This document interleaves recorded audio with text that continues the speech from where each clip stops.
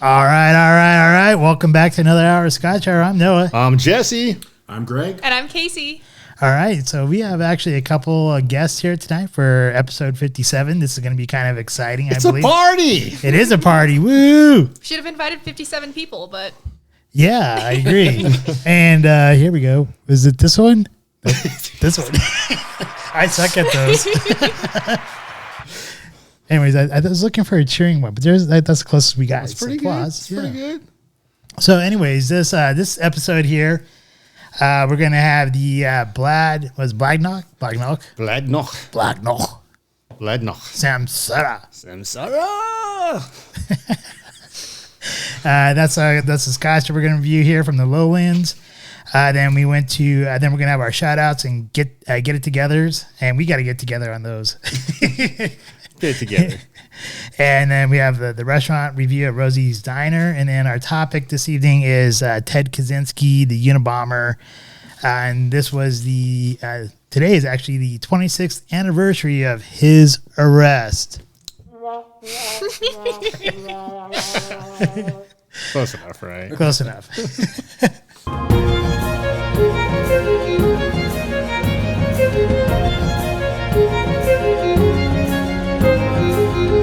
Scotch Reviewed. All right, so we've got the Bladnoch Samsara Lowland single malt Scotch whiskey. And from a presentation standpoint, man, look at this box. It looks cool. Dude, feel that. There's only one thing. Definitely has a really nice weight to it and a beautiful bottle shape. Yeah, man. You know what? Like it's like a 10-pound weight. Ooh. You wouldn't It just expect feels that. expensive. Yeah, it does. I'm excited. Has nice weight to it. Like I remember like looking at it at Dave Co. That's where we picked it up at. Hinge top, square bottle, giant metal cap. And you hear the magnet as it shuts. That's right. Yeah, you don't want to mess this up. It almost seems like it can make for a good decanter too, just because of the weight of the glass and all that. We're gonna find out what Noah does with it after this. We'll know soon enough. Yeah, I'll probably just pickle some,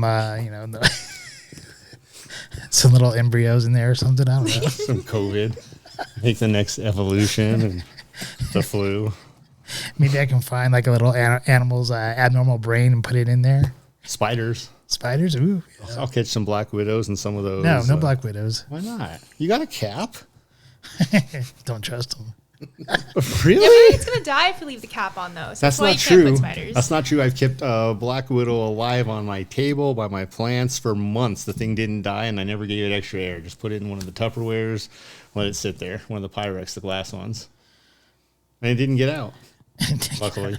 All right, note to everyone out here, Jesse's house has a lot of spiders in it, so... I'm not sure what that means. It does. It'll be have awesome for Halloween time. Right. It backs up to open space. They're everywhere. It is true. All right. So anything you want to talk about with this one? Well, we've got some interesting notes here as far as 1817 John and Thomas McClelland. Interesting enough, McClelland, Lowland Single Malt Scotch. Is that the one we tried when we did the cowboy episode? Yeah. Right. So we're first granted a license to distill their Bladnoch on their Bladnoch farm. So we're talking about 205 years ago. It's a good chunk of time. 1905 changed hands several times, but it continued to produce fine lowland single malt whiskey and Scotch. 1956, the distillery started back up after the war with the Bladnoch Distillery Limited. 1966, still house expands to 4 stills, very common in that era from a lot of the distilleries we've taken notes on. And 1983, owned by Arthur Bell and Sons, part of Guinness from 83 to 93, saw increased brand distribution and a visitor center. That's the key point. I think every distillery probably needs a visitor center. I mean, would you guys all agree with that? Oh, no. It's a good call. I mean, wineries need them too. Who doesn't like going to a winery and just drinking? I'm a huge fan of the free samples. Yeah. I think those are the best part. Hell yeah. Totally agree with that. I mean, you're ultimately paying them for the tour, though, right? 1993, privately owned by Raymond and Colin Armstrong. 2015, privately owned by David Pryor. So this little distillery's been around the block. 2017, after 2 years of renovation under the direction of master distiller Ian Macmillan. 2019, new master distiller Dr. Nick Savage from the Macallan joins forces with Bladnoch. Yeah, I'm excited to see what happens there with the Macallan, the master distiller there, since I like the Macallans a lot. All right. Well, if you guys want to make any other notes, I'm going to pop this. No, I think you stole all my notes. Those were, man. Yeah. There's a few more in there. So it's won lots of awards. For San Francisco Spirits Competition 2018 gold. That's pretty impressive.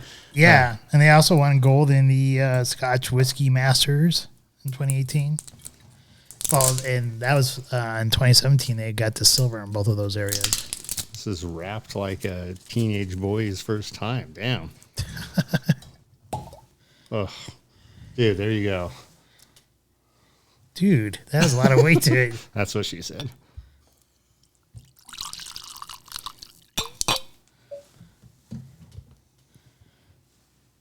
You know, for this guy who's what's his name?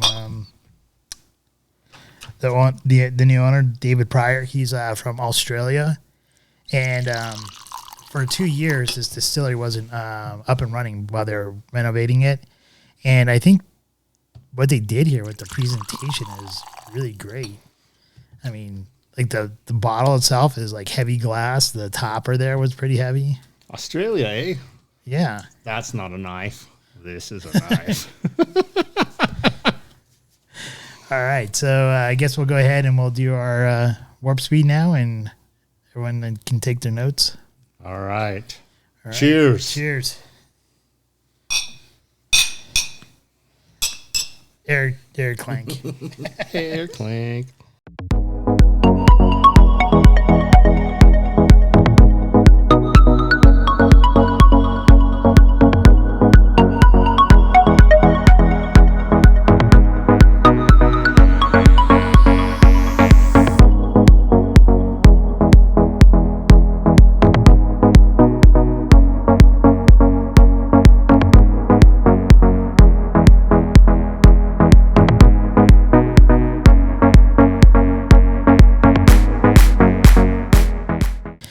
All right, so the Bladnoch, right? That's Bladnoch. Bladnoch Bladnoch. Samsara. Reminds me of some anime. Yeah. Or just old Samsara. ninja dubbing in general. All right. I'm about to drink your scotch. Hey man, those are great movies back They then. were. They still are. Fist of the North Star, Vampire Hunter D. You're laughing over there, Greg. I think he's more going Seven Deadly Samurai. Like Or old what's the black one and- with about the finger? Some deadly finger or something like that. I don't know. There's like something like Finger of Death. yeah, finger of death. That's what it was. Dimmock. I'm going to go back to Kung Fu. rich mouth coating. All right. So, anyways, all right. So, something with the color I get here, but you can't really see it in this little glass anymore. Maybe a little bit more in this glass. I got a nice like amber, light amber gold color to it. I once again I kind of like mine just a hair darker, more reminiscent to the editions number 6 of the Macallan. And what was the other one that we had the other day that was like a couple weeks ago that was pretty dark? Oh, was it the cigar malt? Yeah. Dalmore Cigar Malt Reserve. Yeah, those are. I love the colors of those ones. Yeah. On the nose, on my nose here, on my nose, on the nose of the Like of the scotch. on my nose. I kind of got wildflowers that you get like from a meadow. Like if you're like in a nice warm summer day in the middle of a meadow with a stream kind of nearby. So you mean my backyard? Yeah, maybe, possibly. I kind of get that kind of scent of those wildflowers out there. and some of those tall grass. So sometimes, like if you get in some of those areas, you kind of get like that sweet, almost. I'm not even sure, kind of like the wildflower smell to it. I'm not even sure how to really describe it, but it's almost pungent. Yeah, almost pungent. And then, but it's nice smell, right? And then and a little bit of hints of vanilla. Then when I taste it on my palate, I do get like vanilla fudge on there, on the beginning part of there, and a slight bit of honey. And then on the finish, I get a little bit of vanilla cream coating. And then there's something else, I just can't place it. And I'm really having a hard time trying to figure out what that is. But that's basically what I have here for my tasting notes. I do think for a lowlands, this was our first real lowland Scotch that we've had, and I do really like it. I think it's a nice kind of introductory into lowlands Scotch, and the presentation I think is just great. She dressed up for you, Noah. She dressed up.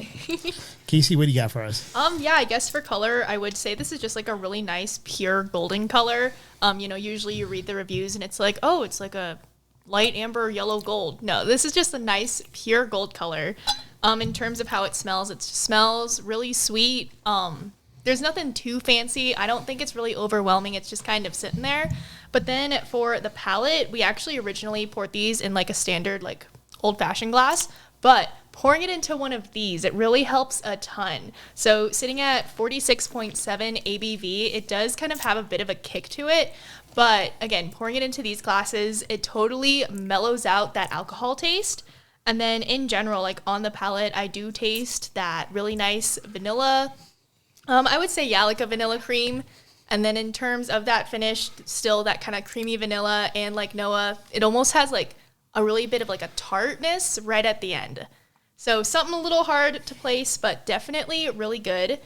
I personally wouldn't pay like $80 for this, only because, I'm not that fancy, but overall, good Scotch. Greg? I would say I'm definitely a fan. The presentation definitely is contributing to the price factor, but I think it definitely adds an appeal to it.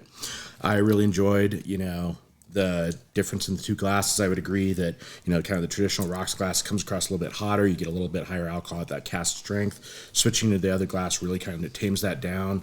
I noticed a little bit of floral. They keep saying grass and things, and I would say, there's a little bit of that, but I noticed more of a honeyed note. I didn't notice a lot of fruit on it, but I do think it's very, very well done, and I enjoy it, and I'm just happy to be on the podcast. Thank you for having me.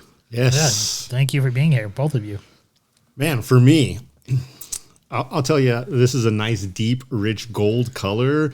I don't see a ton of the red, but I'm okay with that because it's a rich gold color, and I love it. I think it's great.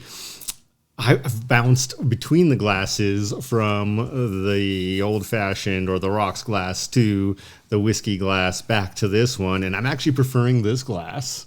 And I think some of the reasons for that is after going back and forth, on the palate, on the nose, particularly on the nose in the front, rich vanilla cream is absolutely prevalent. It's there, and it's smooth, and it actually outweighs that 46.8% ABV. Yeah, it overpowers that even, which at first I was like, man, this is hot. This is coming in hot. But then it transcends, and on the palate, it goes from that vanilla cream smell to a rich vanilla. And at first I didn't get it, but afterwards, after it had been sitting for a while, vanilla fudge, I actually do get the vanilla fudge. And one of the things that the manufacturer said is it is rich mouth coating, and they're not wrong. Like, it actually definitely coats your mouth. And one of the things that Greg said, I think, is a key point here. I think for me, that finish, what it really spells out is when you're a kid and you get some of that raw, natural honey. The finish to me is that raw natural honey that has that almost clove hint to it in the palate. And I think that's a great finish. It's a medium finish. And for a lowland, I'm surprised. I am shocked. I'm pleasantly pleased with this choice.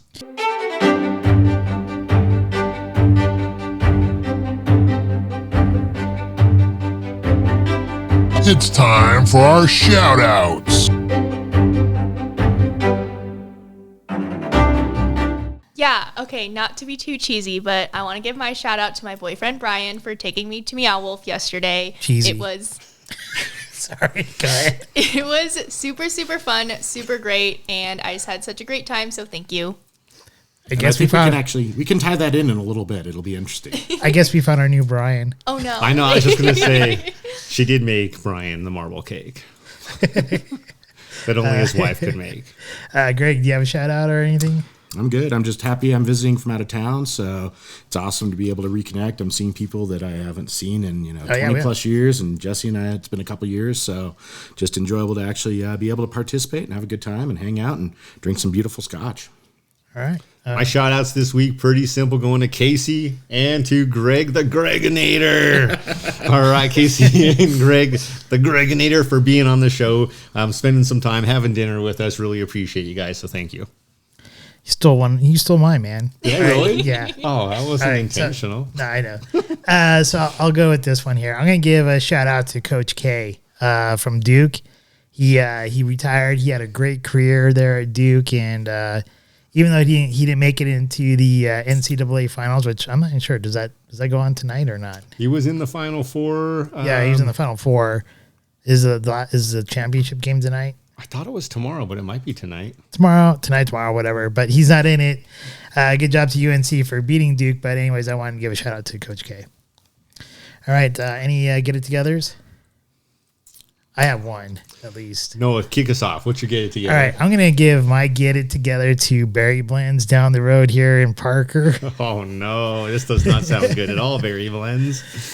So there's 4 different times I've been there to go get an orange carrot juice. And every time I've gone in there, they've always had either their juicer is broken or they've taken down their juicer for the night. And I go in there somewhere between about 5:30 and 6 o'clock, and they close like at 7 o'clock. So, I think that's a poor way to do business, to shut down like a fifth of your menu, like 75 minutes before close and stuff like that. So I'm just tell them to get it together.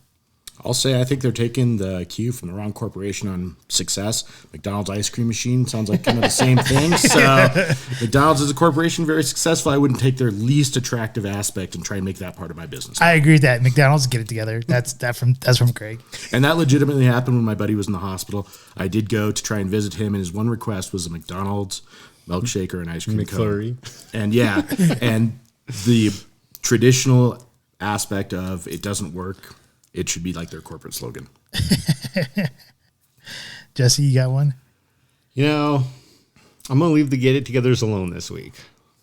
Oh, sure you don't have one? I'm going to leave the get-it-togethers alone this week. Last chance. You got to get it together? I don't go outside enough to, have any beef with, the outside, so I really don't have anything. Let me, I'll throw this out there. Get it together, people who say that they live technology-free. Had someone this morning, when I asked her if she wanted to use an app for a purpose or a telephone number for a purpose, she let me know she doesn't have a phone, she doesn't use a phone, she doesn't use that technology stuff. Hey, that's quite appropriate for tonight's topic. I thought it was, and that's why I was like, okay, I'll say it. Like, it reminds me of some people. I'm not sure if that's a get it together or a shout out now. Oh, it's a get it together.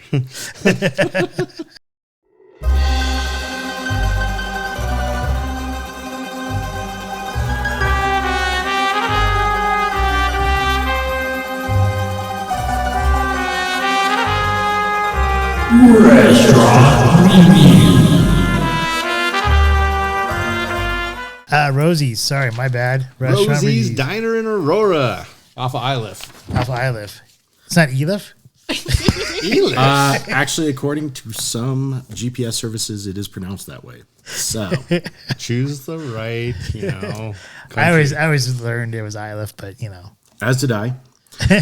Growing up here. So I will say the restaurant review kind of came up as a subject between Jesse and I, and we were driving by, and I just mentioned that I'd eaten there once before last year, and I thought it was really good. They had really good chili rellenos. They're kind of non-traditional. The fact that they're crispy, so that's why I was looking forward to going back there. They delivered on the rellenos. The Spanish rice that comes with it's okay. Refried beans are okay. A little bit of lettuce and tomatoes, but the chili rellenos themselves are in an egg roll wrapper. pepper jack cheese, a little chili pepper, and then they do top it with a little bit of a pork green chili. I got extra, which I thought definitely added to the experience, but I don't know if I would go for anything else. All right, Casey. So the atmosphere there was super, super amazing. I totally loved it. It was 50s, 60s. Mm-hmm. It was like a 50s diner themed, really similar to Gunther Tootie's, if you guys remember that being around.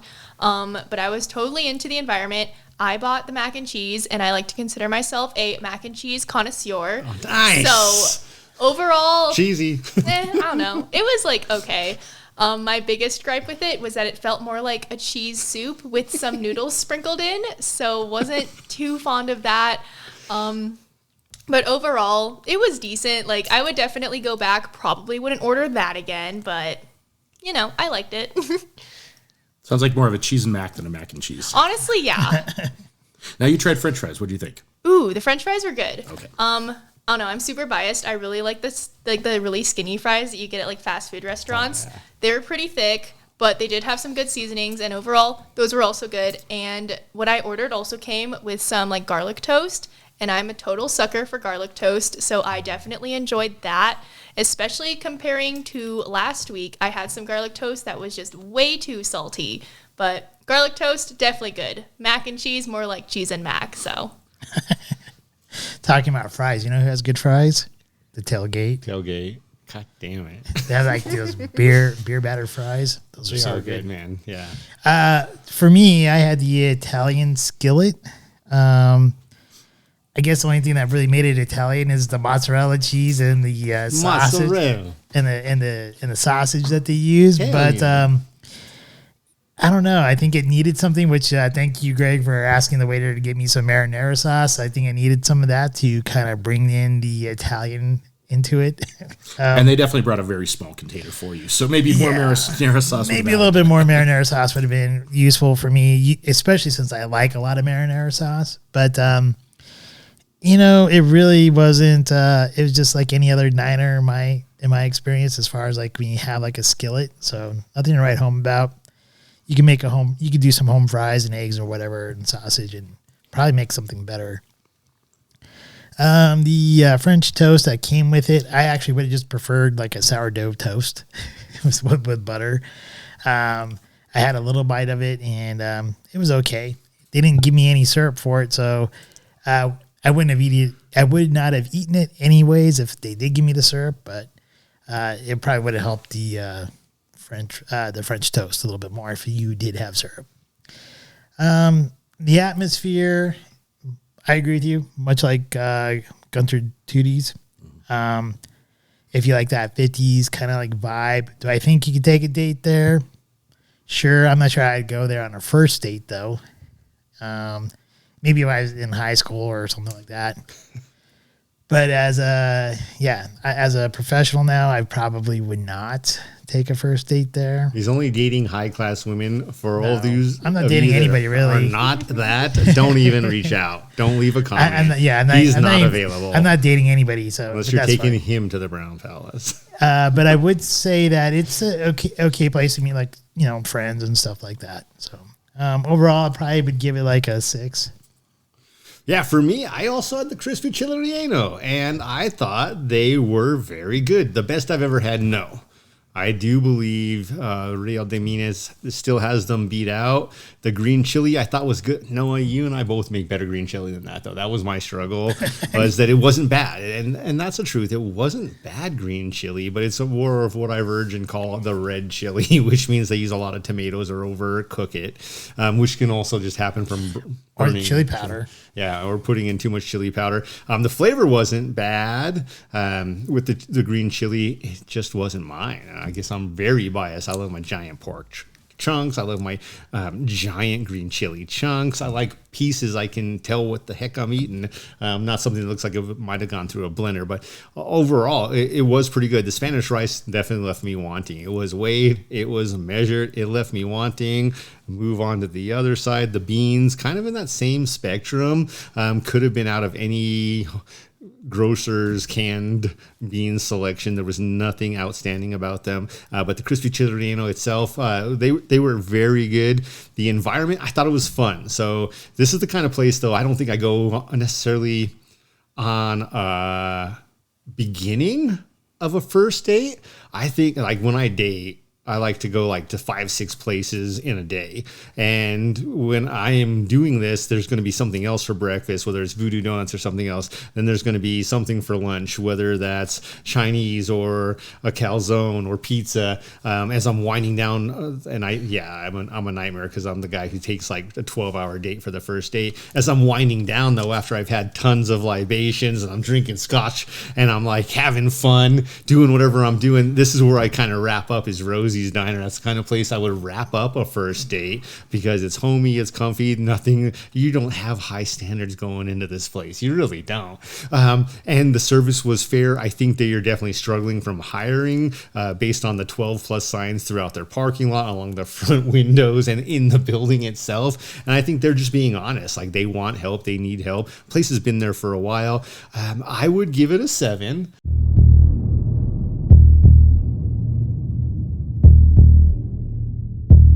Smarter Galactus.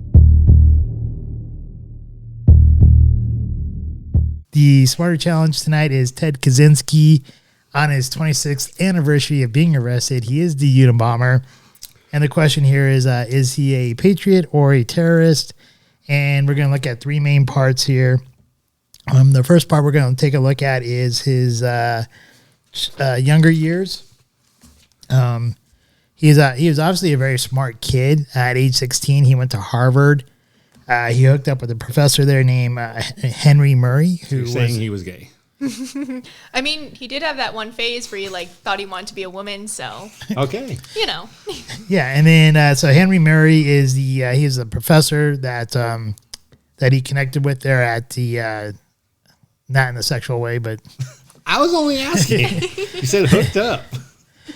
You know, connect, whatever. Became a mentor. Became a mentor, whatever. And he brought him into a program that was connected to MK Ultra. So, CIA, here we come. So I guess here the question is like, what do you guys think that like, how would that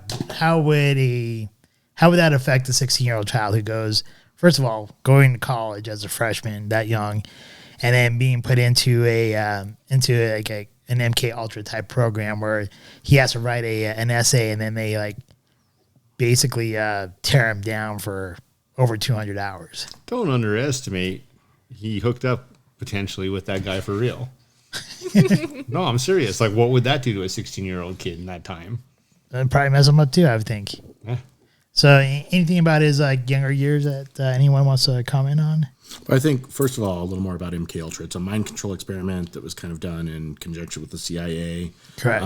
I don't know if that's where the LSD aspect came in, but one of my understandings was it was all about like the ability to actually, try and get people to do things that may not otherwise want to do, and how you can actually make that more of a mass event. Yeah. So you're right there. And actually in Harvard, they did have a portion. There was another professor there that was working underneath Henry Murray that did work on the drug aspect. I'm not sure the guy who created LSD is that guy or not, but that was a part of it. And it is a part of like looking into how to, mind control the masses as well. So one other thing about that age is if he's that young and that smart, a lot of times you're talking about somebody that's very introverted, maybe on the autism spectrum or something, incredibly brilliant at certain aspects. But if you look at like his future where he basically becomes a hermit in the woods, I think this may be a precursor to that. And so in cases of like maybe the professor, he just found sexual attraction and possibly a relationship of undetermined length, according to Jesse, or just somebody he actually connected with and could communicate with. So, as far as I know, there was no sexual connection there, but I could be wrong. So at one time, I know he was actually housed here in Colorado at the Supermax. So if anybody can arrange a meeting for Jesse and Noah with Ted Kaczynski. I've heard that he will actually respond to letters though if you write to him. I didn't even know he got letters. He was allowed to get letters anymore. I think most people are, even if they're in indefinite confinement. Any other aspects of the younger years? I mean, I guess in terms of this experiment, so if you don't know too much about it, what they did is they would have to write essays talking about their own personal, philosophical, and like political views. And they were told that they would be essentially debating those topics with another student. However, during the experiment, that other student, instead of like politely debating them, would actually end up just completely ripping into them, telling them like they're terrible, that's like stupid, and they need to like completely throw away those ideas. And I'm not too far away from 16, and I remember being that age. And if someone came up to me and started telling me that everything I believed in was just stupid and wrong, like that would definitely mess me up a little bit towards the end. Later in interviews with Henry Murray, he like swore up and down that these experiments like didn't do any harm to Ted Kaczynski or like any of the other subjects. However, I definitely think just knowing how people are, that would really mess them up. And pretty much, yeah. And I think you bring up a good point there. If Henry Murray was attached to the CIA to work on the MK Ultra, I don't think he's going to admit it anyways. Right. He's not. Hey, you did a much better job than I did on this. So yeah, I don't think there's no way he's going to be like, oh yeah, we totally messed up his mind and stuff like that. And even Ted Kaczynski says that the reason why he kept going back and going back is to prove that they couldn't warp his mind. Now, whether or not they did or not, I would say that at a young age, at 16, no matter how I call mentally, bullshit. yeah, that's what I was about to say. Like, no matter how mentally tough a person is, at age 16, Very impressionable. very impressive. Yeah, very, very much so. And I think it did mess him up somehow. And I think that's the reason why he ended up being alone in the forest there. Well, plus there was also, so not only was there this event when he was 16, but I watched the documentary on Netflix, and apparently when he was like super, super young as a baby, he got really, really sick, and they had to put him in the hospital and essentially quarantine him. And during that quarantine period, they wouldn't let like his parents or his family interact with him. And when they brought him home, he was just so detached from his family. And I definitely think that also started like building up to the trauma that he started facing in his early life. I think that's what you get with a lot of children, though, when they're detached from their parents from infancy, is that they will get that kind of like distance from other people. It's interesting that I think that is a key point. And I think also the distance from other people is what helps them actually advance intellectually. The introverted piece, I think, is also very key. But yeah, I would absolutely say a 16-year-old who writes a paper and then thinks they're going to be debating it, going to Harvard. So intelligent at 16. And then he is literally berated and accosted in many ways about his views and everything he thought. That person, in my mind, does not go unscathed. You said 200 hours. That is just under 9 days of constant attacks about your political views, your personal views, your experiences. You absolutely come out of that changed. You would have to, I would think. And if you're an introvert to begin with, who's already suffered isolation at a young age, then early childhood development, the only thing he probably was successful at was school, and he probably concentrated heavily on it. He was very adapted to do well at that, but I would say probably he didn't have a lot of friends as a child, if any, and he may have just been an incredibly lonely person, and I think that may be also one of the things that allowed him to retreat from civilization so much and feel much less of an attachment to people in general, when you just don't generally like people because most people have been, abusive towards you, distant, and just indifferent. Yeah, I think also at this point in a person's life, right? I think Professor Murray is like one of the first people that he felt comfortable or trusted, and to have that kind of like betrayal of a friendship, I guess, right there happen to you from a mentor. I think that leaves some kind of psychotic scar. Talking about Those feelings of betrayal. Scotch, no, right? The rich mouth coating. No, I wasn't, but sure. Anything else we want to input here on the childhood there, or going into Harvard, his Harvard years? All right. Well, he did eventually get his PhD. He was either professor or assistant professor over at Berkeley. Left Berkeley, and then a few years later, he started doing the whole unibombing thing. Not that we condone bombing people here, right? I just want to make sure we're not condoning the actions of bombing people. Not in the United States. Not. No, our government's okay with doing it all over the world. Our government is, that's a different story. But as individuals, don't go out and bomb things. In the United States. But then he did create a manifesto, which is called the Industrial Society and Its Future. So here, just looking at the three main parts from that, here is basically his view on leftists, and then technology versus independence, and leftists with the technology and how it would relate to today. So do you guys have anything about what he said there? Do you guys know what he said there about the leftists? No. Okay.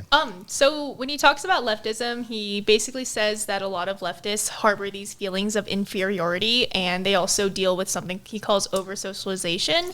And basically his critiques are that leftists really want all of society to solve problems instead of the leftists themselves solving the problems.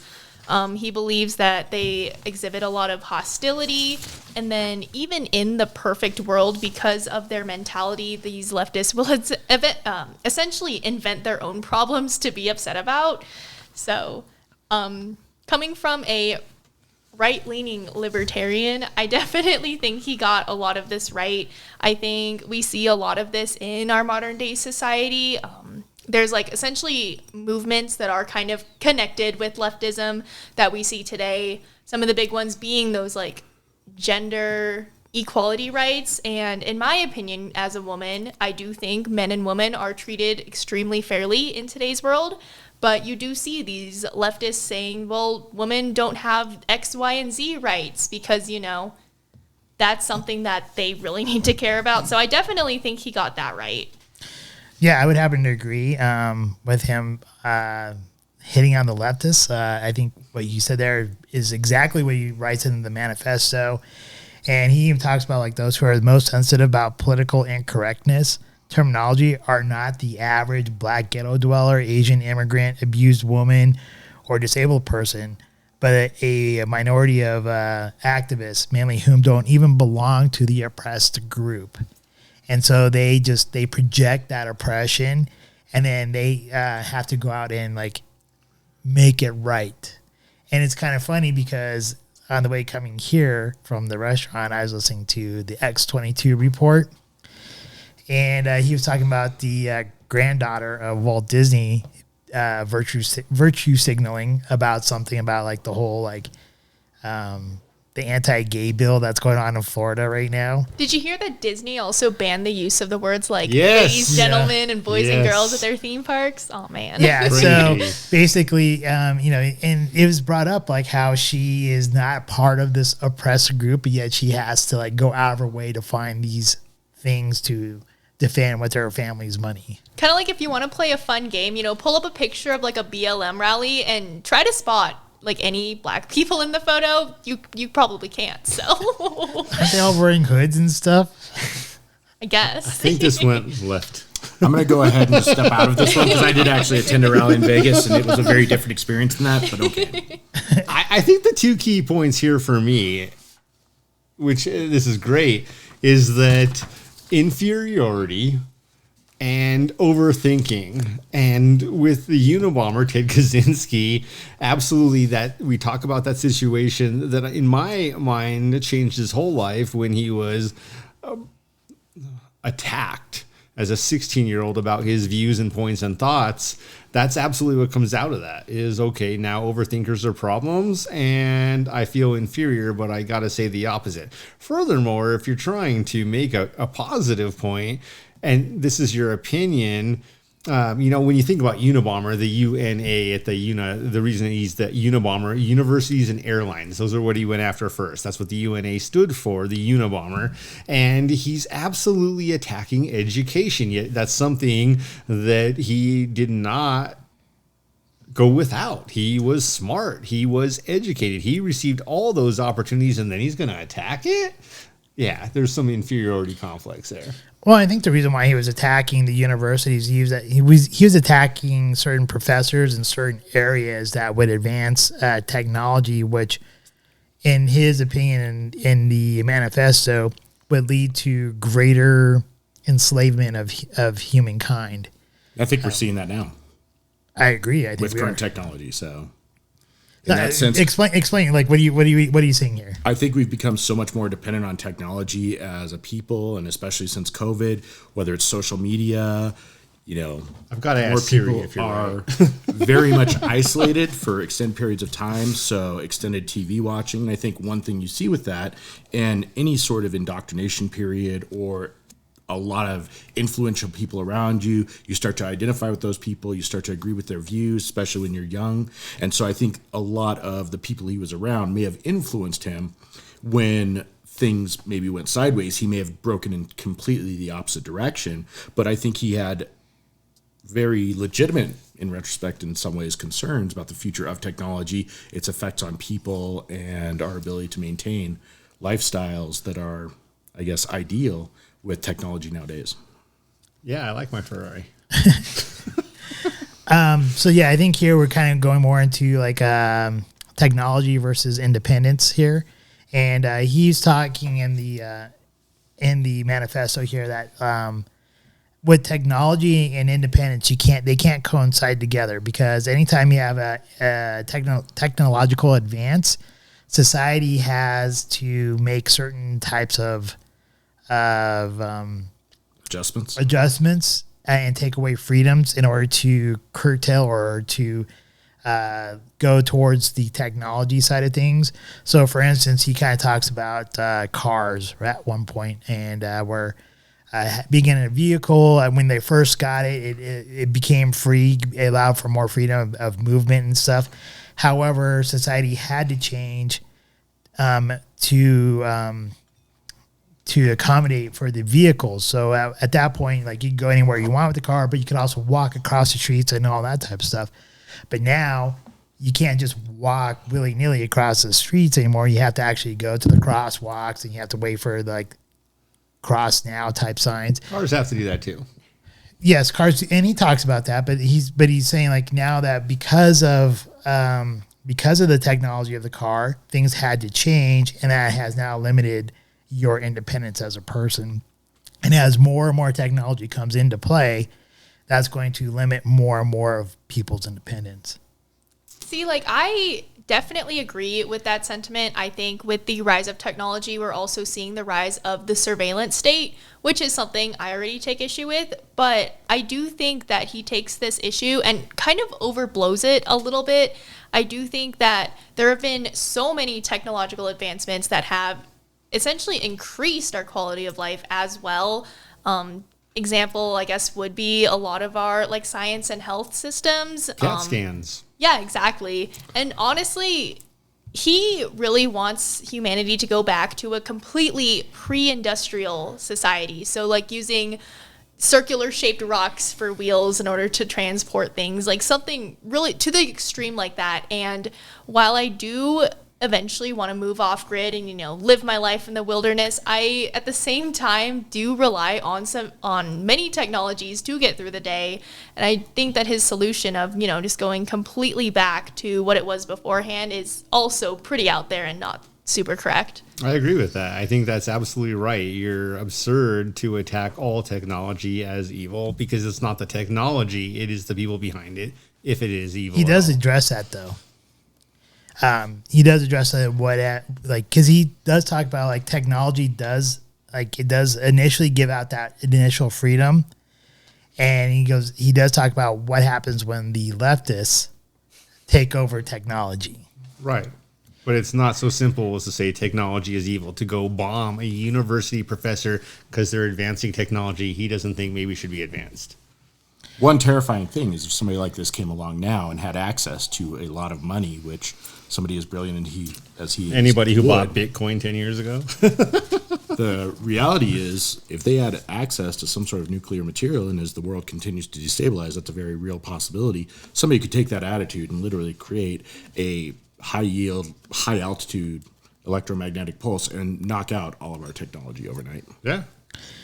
Yeah, so in his manifesto on section 216, he talks about some leftists seem to oppose technology, but they will oppose it only so long as they are the outsiders of the technological system, and it says it's controlled by the non-leftists. If the leftists ever become dominant in society so that the technological system becomes a tool in the hands of the leftists, they will enthusiastically use it to promote its growth. In doing this, they will be repeating a pattern that the leftists have shown again and again in the past. And he talks about the Bolsheviks with Russia, how the leftists went with the Bolsheviks and then afterwards turned against them, and then they actually imposed more rules and regulations and oppressed more people. And the leftists have this history of basically aligning themselves with other groups that are outside of the norm. And People then want control. And then once they get control, then they are bigger oppressors than the people previously to them. And so I think here, to your point, Jesse, technology does have every technology does have a good side to it, and it has a dark underbelly to it. And that dark underbelly is always determined by who controls the technology and what they utilize it for. And I think, as you were mentioning, Greg, we're seeing this, and same with you, Casey, that we're seeing people utilize technology in the wrong ways. Yeah, like even earlier today at dinner, we were talking about the strong push right now for electric vehicles and some of the issues that can create. Like literally, if Elon Musk wanted to, he can just turn off your Tesla, lock all the doors, and now you're stuck there in the middle of the highway. Like, what are you going to do against that? Yeah. Nothing. And if you don't think that's true, consider how your most recent software update happened while you were sleeping and your car was in your garage at home and nobody else was around. Or on your cell phone. Well, ultimately it's run through. I mean, think about your cell phone. Like recently, I just got an update on my cell phone that I didn't even do, and it's talking about if I want to activate like COVID updates or whatever. Hell no. Exactly. COVID ain't real. So, like, Real quick, technology we were mentioning earlier. Facebook jail is a very real thing for a lot of people. And, That in guy. technology, if you say something that the people in control don't agree with, even though it's a public platform, they can literally jail you physically in some cases as well. And that's just a very real thing. And that's one of the other big dangers of technology is we put ourselves out there more and more. Some people are saying things that other people don't agree with on social media. They're losing their jobs. And They're getting their bank accounts literally frozen. yep. And so it's that freedom versus technology is a very real thing. All of us carry a small computer in our pocket for the most part, and that tracks our movements in a lot of cases. It tracks everybody we interact with. And, it's back to that police state, but we've allowed this to happen. And a lot of times things happen that create whole precedents, the 9/11, regardless of how you feel about it, changed the entire air travel industry. False flag. agreed. False flag. Hey, here's what I would say about the whole cell phone thing, though. I think you're absolutely right. That, Greg, is real. If you don't want people to know where you're going, leave your damn phone at home. It's that easy. If you don't want the government to know what you look like, don't have Face ID. That's right. Cut that every day. Wear a mask. It's kind of funny for those who are old enough. They probably remember what it was like before cell phones. I do. I remember running with you, going from seeing movies, running to a payphone to call my mom and be like, Mom, I'm not going to get there till like 10:05, 10:10. I know my curfew was 10. I'm so sorry. And she'd just laugh at me. But I had to find the damn payphone to plug in a quarter to call her. Yeah, I mean, there was a time where we could, obviously people did survive without some of these technologies, and it does bring convenience, like GPS on your phone. It's great that you have GPS that tells you how to get places. Turn left on ELIF. Yeah, exactly. Turn left on ELIF. Actually, it's turn right on ELIF for me, because I came from the east. All right. But in any case, the dark underbelly is how the government will utilize the GPS, and they can track you anywhere you have that phone.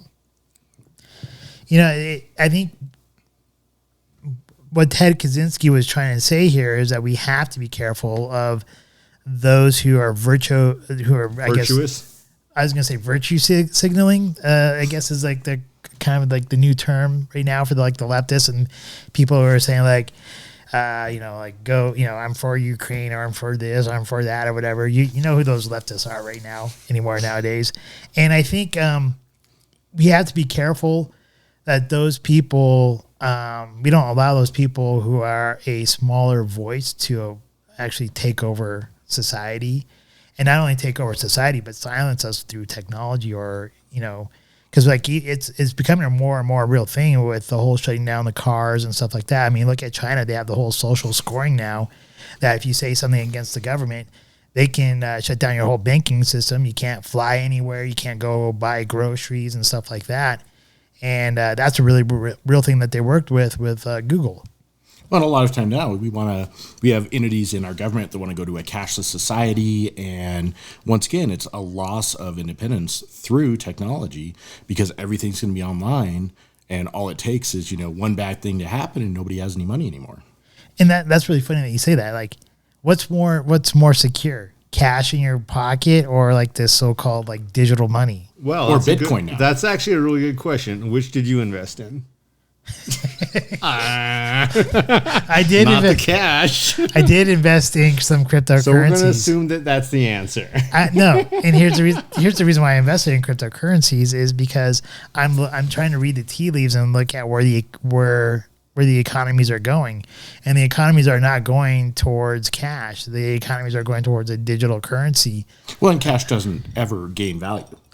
No, it doesn't. And so I had to look at like, all right, if I'm going to invest money, what's a wiser bet and where everything is going? You have to kind of it's like playing chess. You have to look more than one move ahead. You have to look like 5, 6, 10 moves ahead and see where things are going. Like, obviously, if you read all these articles and you're doing your research and everyone's talking about getting rid of cash, I got money in my pocket. And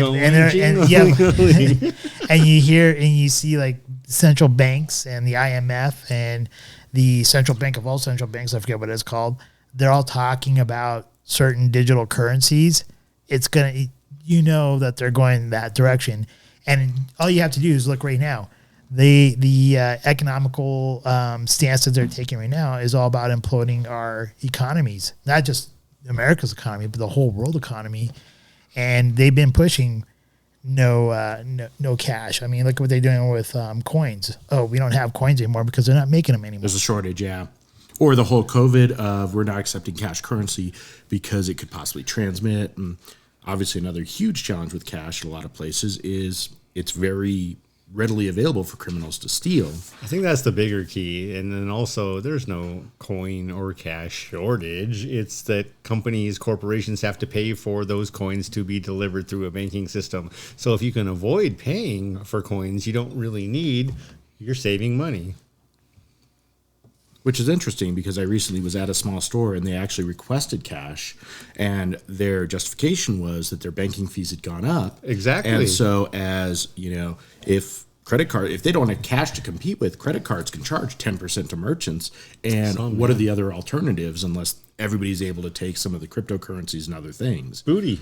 Yeah, so here's and you look at it, right? Like if you just even look going from the gold standard or to going to the paper fiat system, and you look at going from the paper fiat system into a digital currency, you're right. They charge a fee to swipe a card and stuff like that. So what does that all do? That's all about redistribution of wealth, taking and stealing more money from the American people.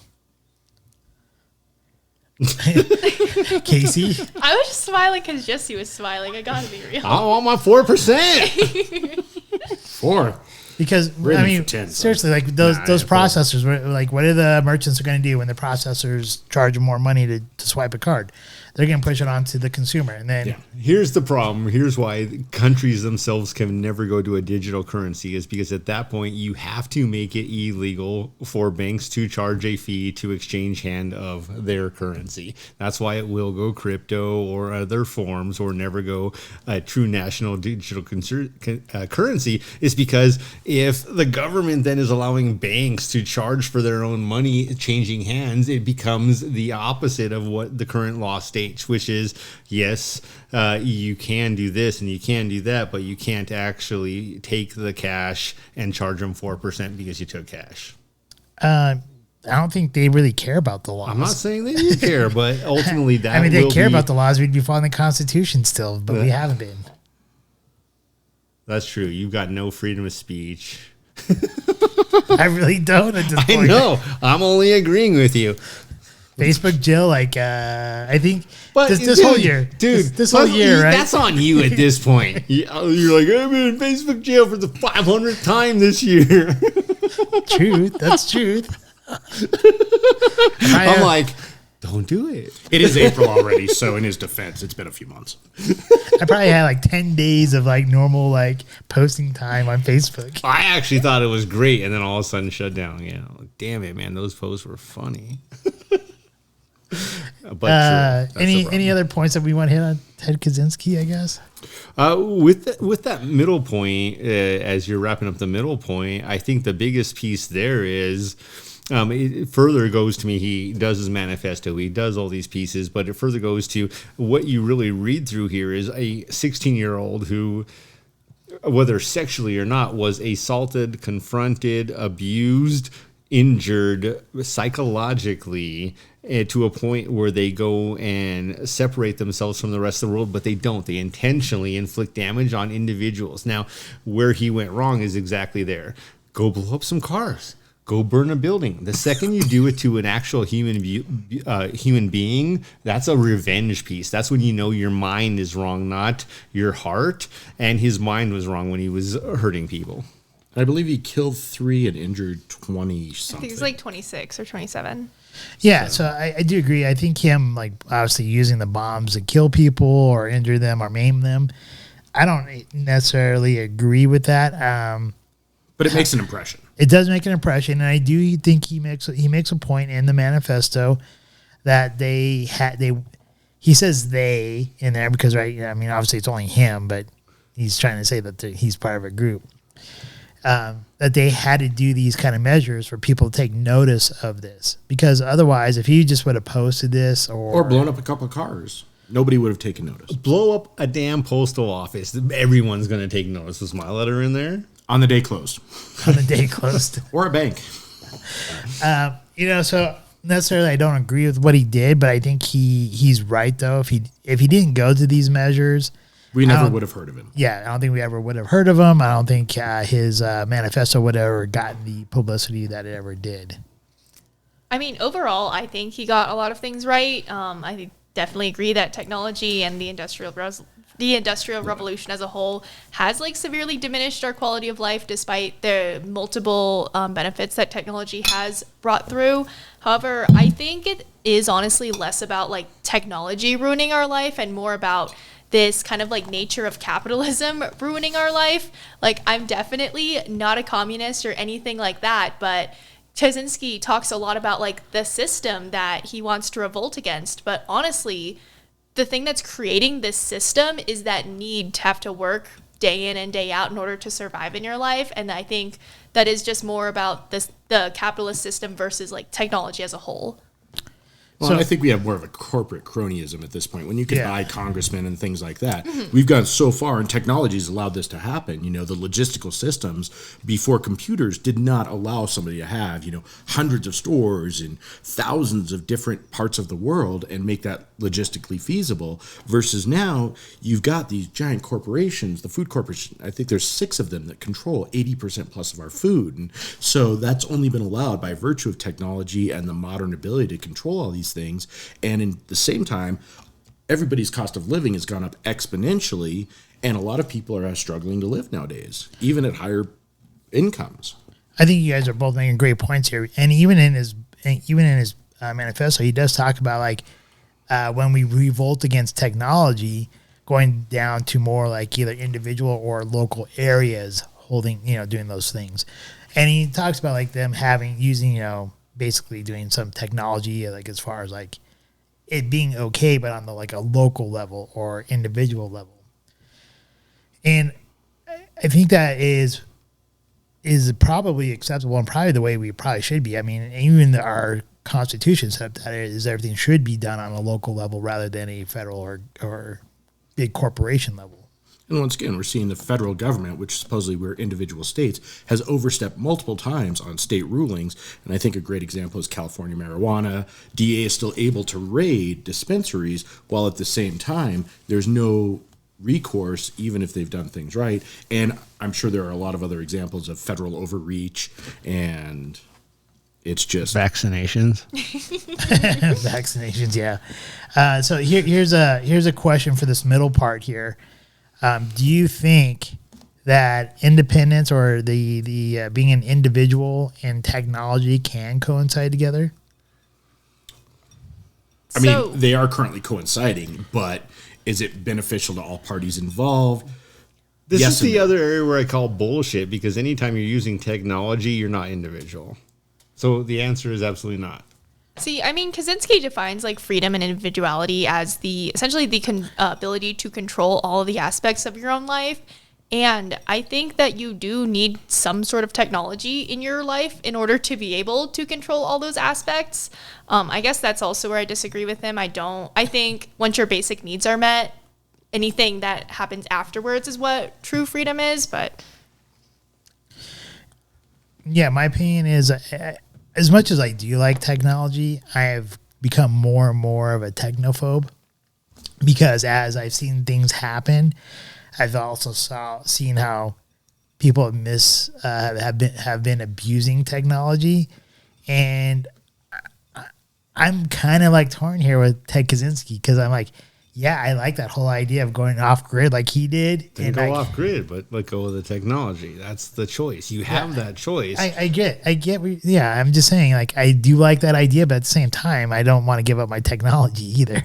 And my impression was that one of the things that really was bothering him was he became a hermit in a remote area. Was it in Washington? Montana. How much of a goddamn hermit can you be if you're attacking people who are advancing science by bombing them and knowing their addresses? Obviously, you are doing research and you're doing things that are not solely about being a hermit. You are going out there finding information.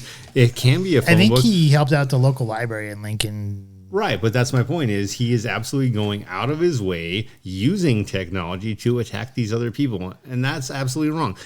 Again, the moment he went and attacked people and not things or processes or places, that's when it went from head to heart, and he was emotionally involved, and he failed.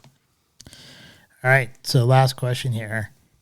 Was he a patriot or is he a terrorist? Oh, he's a goddamn terrorist. Oh, he's 100% a terrorist. I think he's a terrorist that acted out of views that he thought were patriotic, but he began infringing upon other people's right, which is when he stopped being. Anytime you hurt other people unnecessarily, not in self-defense, you are a terrorist. Like, I don't even think his views were patriotic per se. I think it was mostly looking out for his own self-interest by critiquing all of society.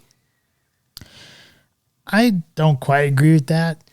I believe you, but you're the one who keeps going in Facebook jail too. Here's what I say. Yeah. Let each one of the families, since he's taking letters and mail, right? Let each one of the families who had a victim of his send him a package using the same materials to try to make a bomb. So when he opens it to see how it is. First of all, I never condone blowing up people. So I'm not even saying that. I'm just saying that I disagree, like, to what your initial. His view. No. But Patriot. Terrorist. I forgot what you said before he interrupted what I was saying. She basically said he is absolutely a terrorist. He had misled patriotic views that were not truly patriotic. Okay, so I think he was being patriotic, explaining how the leftists were to try to warn everybody. And I think he was being realistic with how technology can be abused by the leftists if they got a hold of it. So in that sense, yes, I do think he was being patriotic there. However, where I think he messed up is, again, I agree with all of you, is the moment that he decided bombing random people. Or technically, they weren't random people. He did pick pick out certain people from certain sectors. And they were intentionally targeted. And they are intentionally targeted. And they were seen as symbols as opposed to like people. And so I think that's where he did mess up, and that's where his like his views or his ideology gets lost, and he loses his credibility at. I think that's an interesting perspective, ideology. And you said he attacked people, not the people, but their view. How do you attack a person's view? Well, if somebody's developing new technologies. And kill them when that's not solely their view. I think he did it more out of a idea of prevention is my understanding. Like, if Exactly. I can take the people that are developing these technologies, I can make them go away. I can make this technology possibly not happen or be delayed. Right, but It's kind of like attacking Skynet in Terminator. Which I'm gonna kill the scientist who creates Skynet to stop Skynet. also wrong, and she didn't get away with it because it didn't happen. I'm not saying she was right, and I'm also saying that the Unabomber was right. I'm just saying like that's the same scenario right there. I mean, really, that's what it is. I'm thinking we learned she future was artificial wrong. intelligence pop up on the podcast is going to happen. I want to hear you guys discuss AI in the future. Oh, dude, AI is so dangerous, and it's also so wonderful. That's the struggle. Is you will have people who will abuse power. That is always the truth, and that is where the money comes from. Again, I love Ferraris. All right, so I think we've all kind of basically said He's a goddamn terrorist. I think Take that, Chris Rock. I think his ideals were on the right track. I think, but he crosses the line when he sends out the bombs. Yeah. Yes. But I don't know that anyone questions that. He was wrong, not his ideals. So to get attention by killing people or maiming them is just stupid. Well, I think another question to bring up, though, is if he hadn't committed those acts, would people, in today's times or like 10 years ago also still be able to come to that realization that technology is overall harmful to our society? Can be overall Can be, harmful. sure, yeah. That is, and I'm not trying to say that's your perspective. That's my perspective. It can be. No, technology is an independent thing. Yeah, man. But yes. People abuse technology. That's how it gets harmful. I think bottom line, I think he achieved his goal. It's still being talked about today. Even last year on the anniversary date, the Discovery Channel did a 8-episode documentary, kind of, if you will, about the federal investigation from the FBI's point of view and how they captured him. And I think people probably would have overlooked his manifesto and his thoughts and stuff if he didn't do what he did. He'd never be heard of. We'd never be discussed. Honestly, if people hadn't died and been injured, he would have been a years and be free by now. Yeah. Yeah. And he rejected, supposedly, he refused to allow his lawyers to plead insanity on his behalf because he believed he was of rational mind. Exactly. See, I think that's the struggle for me. Is I don't think it is rational when you're attacking people. That's where he loses his credibility to me, when you're attacking people and not something else. But that's also the danger of where you get indoctrinated. And I think when things like that happen, it really warps people's mind. And we get back to mind control and things like that. All right. So and I think you can affect people's mind. Perfect correlation here then is Putin right or wrong? I think Putin's right. Honestly, I think that Putin is on the world stage. He is on the world stage. If he was a member of NATO, if he was everything would have States, changed. It would be a whole different story. If Ukraine was a member of NATO, it would be a different story.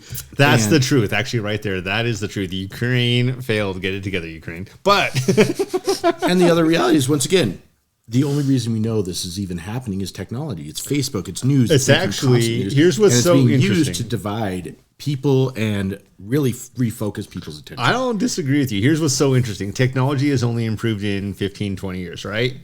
Yet we had more daily updates, videos, photos, war scenes, literally live coverage of the Gulf War than we have 20 years later with satellites that can drill down and tell us what's going on if they want to.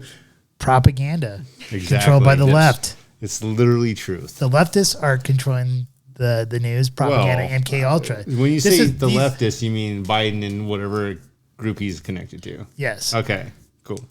I agree with that. and they are Also they not are right. they are implementing some of the MK Ultra stuff that they did on Ted Kaczynski and those other students. Man, I almost welcome at my age and my point someone asking me to write an essay and then bring me into an office for 200 hours. Because at the end of those 200 hours, just under 9 days, they're going to come out crying. I want to win that one. Yeah, but they see that he I think from my understanding in Murray's research, he was looking for vulnerable people on how to break them. That's the point. And what it is you get introverts who are then confronted by someone incessantly. Introverts need alone time to build their energy, to recover. Introverts don't get that if they're berated for just under 9 days straight with a challenge. They fail. I don't They think will always it fail. wasn't like a total 90 straight. I think he did it every week. Which almost could be worse, to be constantly derided over a long period of time. Exactly. Than just be barraged with it. But I love you. You're a piece of shit. ditto, buddy. I'm no piece of shit, motherfucker. You're going to come out of this crying. I promise. Ah! All right. So anything else that we want to say about Ted Kaczynski or any of this? Nope. Terrorist could have done better. Be smart. He was smart enough to do it. He was absolutely, in his youth, at 16, impacted negatively. Here's the tragedy. What could he have done for our country using his intelligence and his potential had he not been assaulted? And he was assaulted. Or his no matter focus what way. misguided. Sometimes people come through those things and it drives them. And fortunately, in this case, it drove him in a situation where he became an isolationist. But if that had driven him to become, looking at, how do I make technology safer for people? Particularly at that time, that's when those books would have sold. He could have written books. I don't think that was his focus, but yeah, he did have a manifesto I never read. It's a very short book. Casey, any idea? Any thoughts? I mean, we've had the book 1984 for a hot minute, and people still haven't learned their lesson. So, Along with Brave New World, Animal Farm. If anybody's looking for some Dude, books, Brave New World, man. Even James Bond quotes that one. Yeah, Brave New World is we should probably do an episode on Brave New World. That's a doozy. We gotta get some leather brown editions then. All right. Well, I don't have anything much more to say about Ted Kaczynski. I do think his ideology, what he wrote in the manifesto, a lot of it is right on. I think what he did was obviously wrong as far as bombing other people. But on the flip side, if he didn't bomb people, I'm not sure we would even know who he was at this point. it's the sad reality. We take notice of tragedy and not of just people trying to share their ideas in a lot of cases or even doing property damage. So That's interesting because I actually think that's another potential smarter challenge.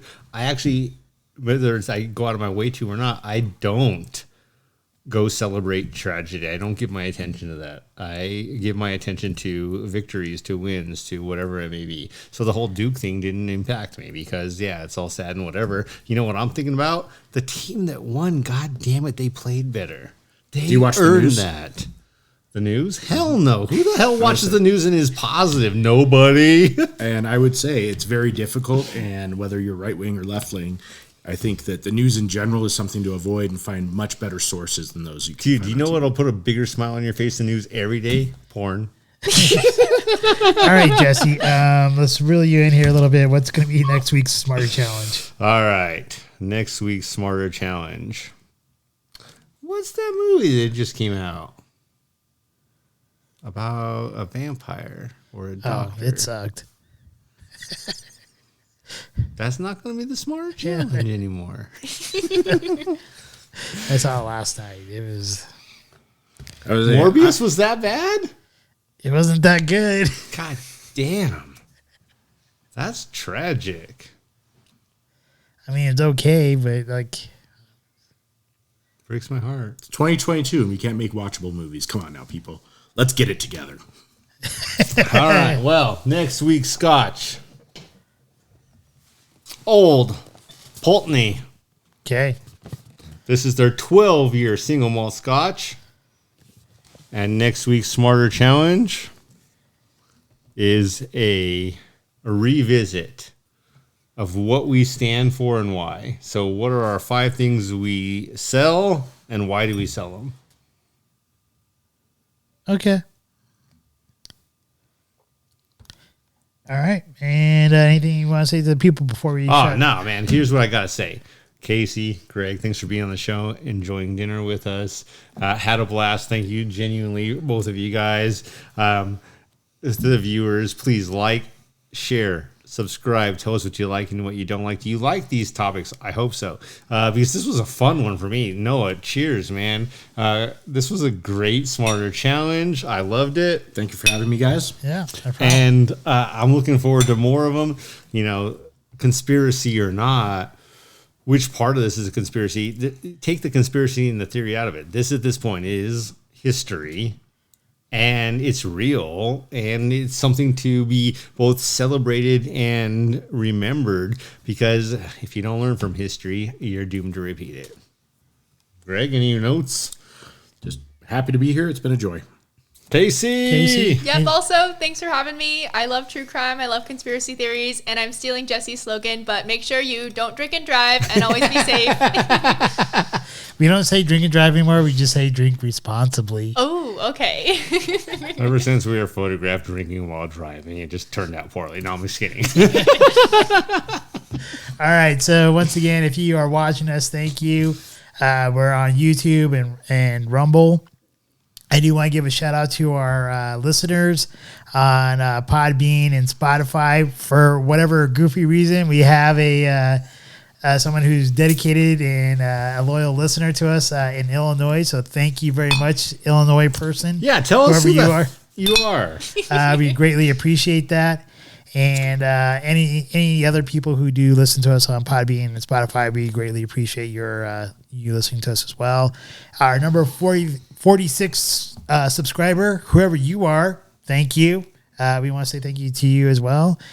And if you do want to become a Patron member, if you look at our description information down below, it's the very first link there. Click on that, and you can become a Patron member for as low as $1. We do utilize that to improve our equipment, or hopefully eventually, if they do, and I think they will be coming out with Top Gun, we will do a movie. We'll rent Maverick is coming out. We'll rent out a theater, so that way for those here in Colorado can go see that movie with us. Hell yeah. And with that, I just want to say cheers. And Life is great. Life is great. And Scotchman, you didn't do it. To Eau de Vie, the water of life. All right, Cheers. have a great night, everyone. We hope you enjoyed this evening's episode of Scotch Hour. If you did, please like, share, and subscribe. Also, if you have not done so already, please become a Patron member, with memberships starting as low as $1 a month. Thank you, and hopefully you have a wonderful evening.